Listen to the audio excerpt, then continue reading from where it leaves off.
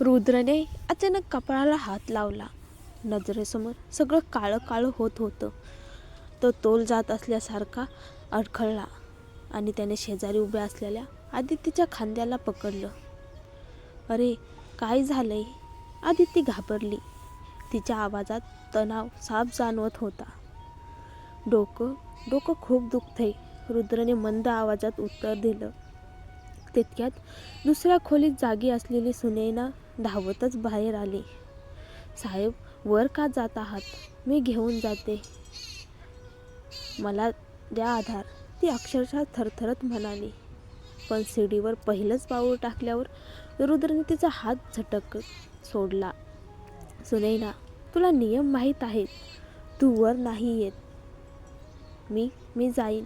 एका हाताने पायरी पकडलेल्या, दुसऱ्या हाताने कपाळ दाबत असलेला रुद्र दिसायला इतका कमजोर वाटत होता की आदितीचे हृदय धडधडायला लागलं. मी आहे ना, मी घेऊन जाते त्यांना, आदित्यने मध्येच सांगितलं. सुनैना विश्वास बसत नव्हता. पण साहेब आजारी आहेत, मी औषध आणते. मी डॉक्टर आहे, मी सांभाळते त्यांना, आदित्यने ठाम आवाजात सांगितलं. तुम्ही डॉक्टर होणार आहात, अजून झालेल्या नाही. सुनैनाने तिरकी नजर टाकली. आदिती तिच्या डोळ्यात डोळे घालून म्हणाली. पण मी त्याची होणारी बायको आहे आणि लवकरच खरी बायको होणार आहे. क्षणभर सुनैनाच्या चेहऱ्यावरचा राग लपवणेही शक्य नव्हतं. पण रुद्र काही बोलण्याच्या स्थितीत नव्हता. आदित्यने त्याला अलगद टेकून वर नेलं. रुद्रला बेडवर झोपल्यावर आदित्यने त्याच्या कपाळावरील घाम पुसला. ताप प्रचंड होता. ती धावतच बाथरूममध्ये गेली. मोठे वाटी पाण्यानं भरून आणलं. कपडा भिजवला आणि त्याच्या कपाळावर ठेवला. तिने एसी मध्यम तापमानावर लावला. शर्टचे वरचे बटन उघडताना रुद्रने अचानक तिचा हात पकडला. नको, खालचे बटन उघडू नकोस. त्याचा आवाज तापात विरघळलेला, पण पकड मात्र घट्टच. ठीक आहे, मी नाही उघडत. फक्त बस, तू शांत राहा. रुद्र तापात बडबडू लागला.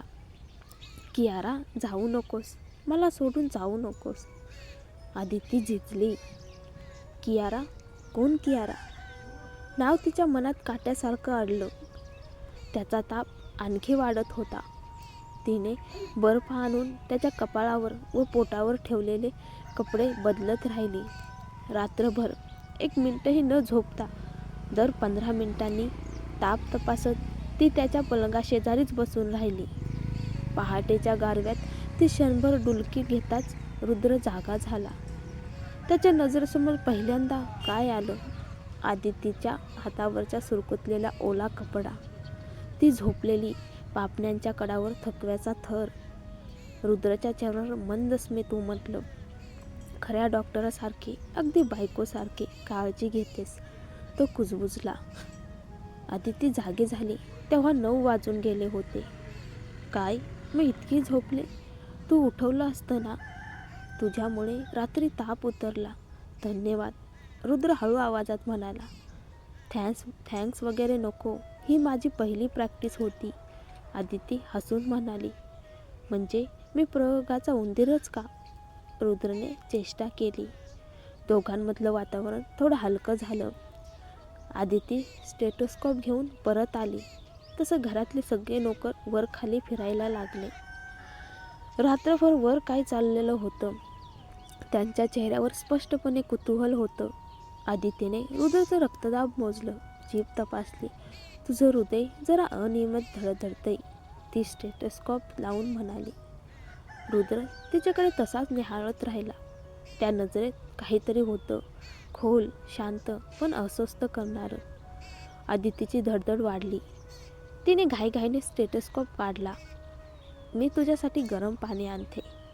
ती उठणार इतक्यात रुद्रने तिचा हात पकडला आणि एका झटक्यात तिला जवळ ओढलं.